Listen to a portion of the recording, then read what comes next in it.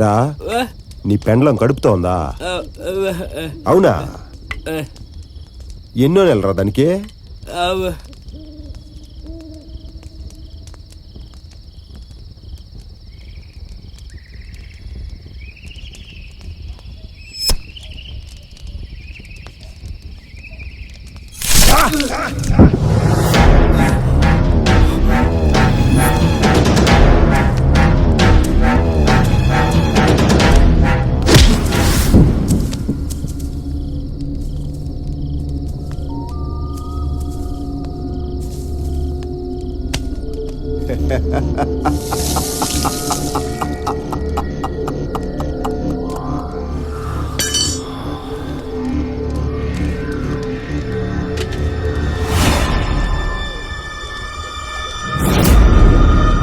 చిన్నబ్బా అయ్యా.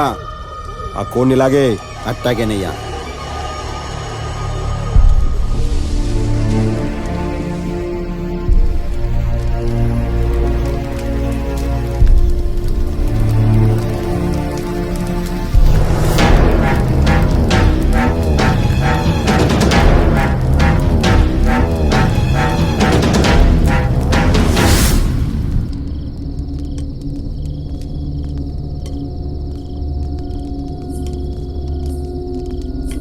రే చిన్నబ్బా, స్వామి ఏదేమైనా వాడిని ఆడ కాల్చుండకూడదురా.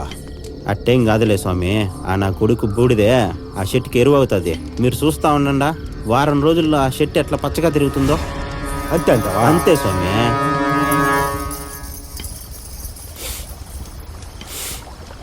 అయ్యా, గమగమగమాని మల్లెల వాసన వస్తూ ఉంది.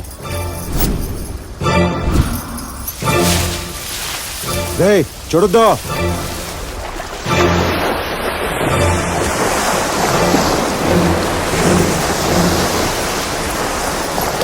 రే చిన్నబ్బా, అయ్యా. వెనక్కి తిరిగి చూడకుండా అయ్యా. గబగబ నడు.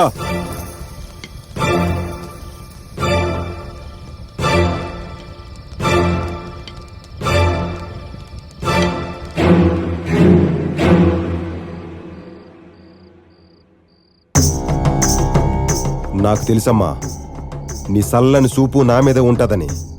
నువ్వు ఉండేంత వరకు నాకు అన్ని మంచి రోజులే తల్లి.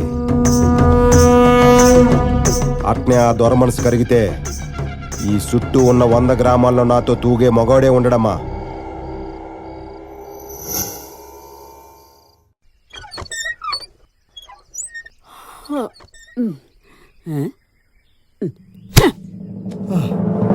దొంగ సచ్చినోళ్ళారా, రాత్రంతా బేకల దాకా తాగడం, ఇట్లా దొడ్లో పడి దొల్లడం. ఉండండి మీ పని చెప్తాను.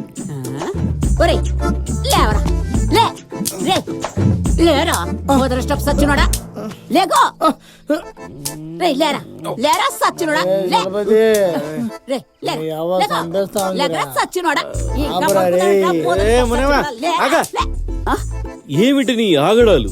పిల్లవానని కూడా చూడకుండా ఇలా సాగుబోతున్నావు. మిమ్మల్ని కొట్టాలా, కోసి కారం పెట్టాలా? బంగారం లాంటి నా మనవని సెడగొడుతుంది ఈడు ఆ సోమేశ్వరుడు కాదు. కాదా? అదే తల్లి కాదా? అయినా మా బంగారమే మంచిదైతే ఊళ్ళో వాళ్ళని ఏం ప్రయోజనం లేదా?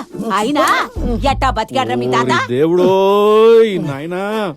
ఒరే చలపతే, సాయంత్రం వచ్చేటప్పుడు కల్లా సరుకులు తేలేదనుకో నీ కాళ్ళించి పొయ్యిలో పెడతాను.